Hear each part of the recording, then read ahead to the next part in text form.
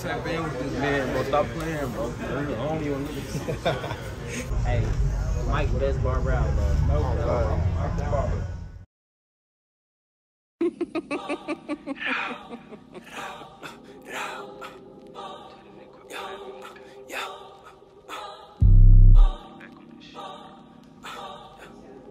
Got that nigga Virgo on go, man. He one of the hard man. Take out the whole family tree. I don't go. What's good with the YouTube? It's your boy Taper by Mike. As you can tell by the title of the video, we got a high taper tutorial. I'm gonna walk you all the way through it. Now my client already had his guidelines set in. I started recording a little late and he's not taking anything off top. So it's not necessarily a waver cut. He used to be a waver, but he growing his hair out. But I'm gonna let y'all see the back taper.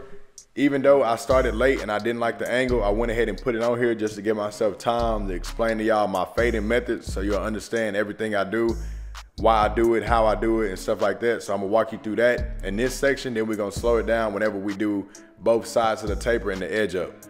So my main fading method that I go with, I refer to it as a skip fade because I start at the bottom with the ball line. I do the ball line, lever open, remove that line with our lever closed, then I skip the half guard step and I start fading with my one guard. I fade my one into whatever size is on top. So if he had like an afro, I would use my one coming down with the grain as you see me doing in this video just to create a blend with the one guard. And then I go back to the half in order to blend out that middle line as you see me doing right now. That's why I call it the skip fade. Another method that I use is called down fading, where I use my biggest guard first. So I would come with my one, then I would come with my half guard, then I would come with my lever open, then I would come with lever closed. That's fading all the way down. And after you do one of those fading methods, then you want to come back through and do detail work. I always save detail work for the end.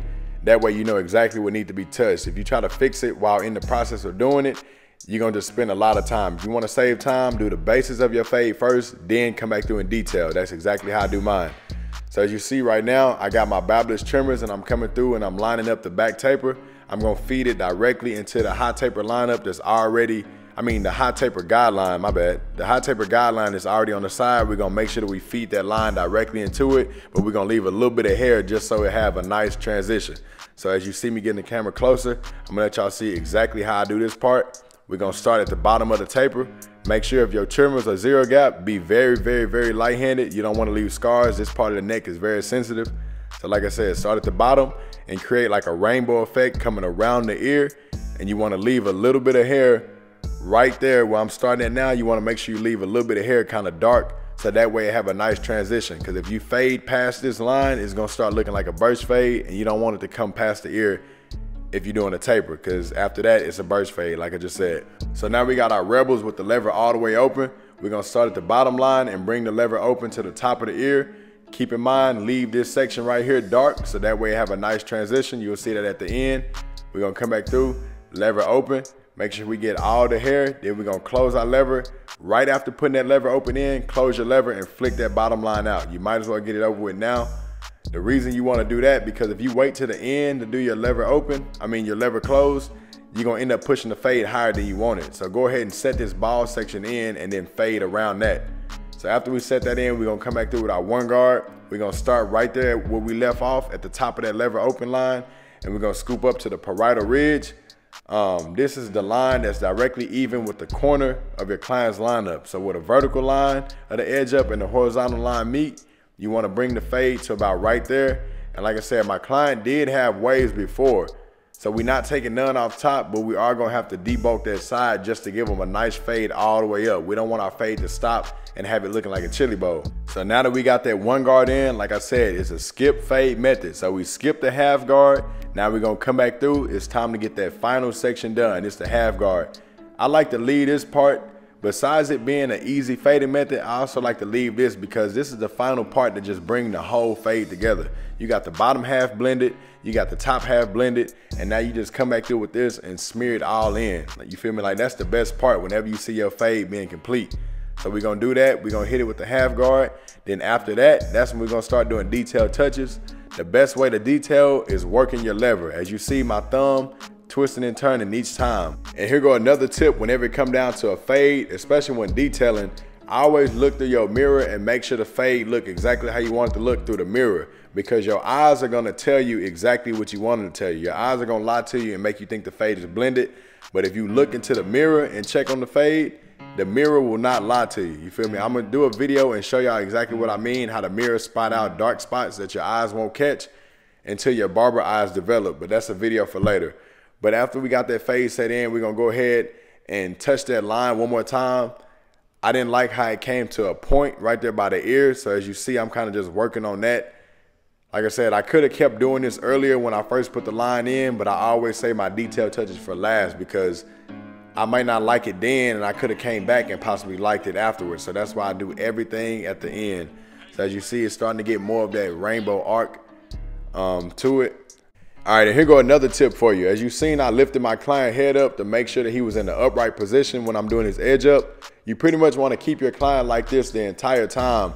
But especially when it comes down to edge up, their head have to be leveled and in a position that they would normally sit in, because the edge up is going to shape to however their head is. If his head was leaning down, I would have no choice but to do like a McDonald's style edge up, and you don't want that. You want to keep it natural as possible to their head in the normal position that it would be in.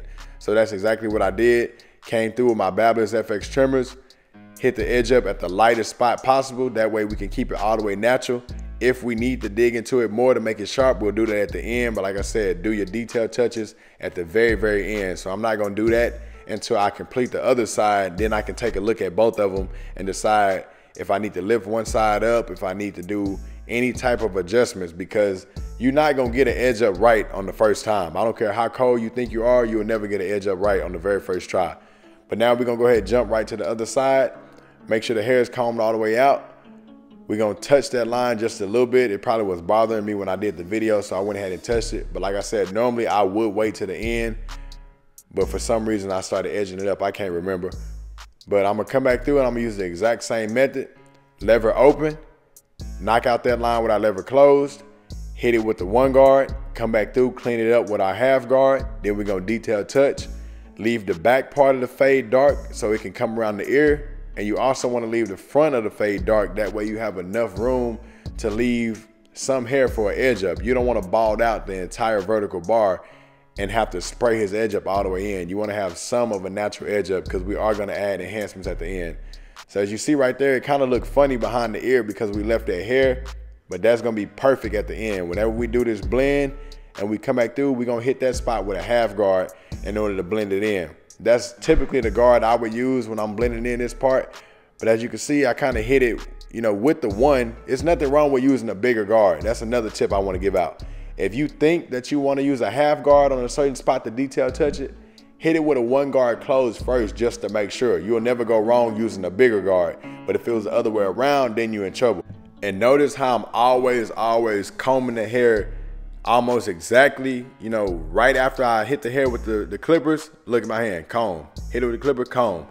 This is very important, especially when it comes down to black hair. You gotta keep it intact, because as soon as you flick up, the hair is moving up, and unlike straight hair, it's not gonna come back to a normal position. Especially with him growing his hair out, it's gonna try to stay in whatever position we put it in, because I did spray his hair with holding spray, so it is a little stiff right now. That also plays a big part in keeping the hair exactly where you want it.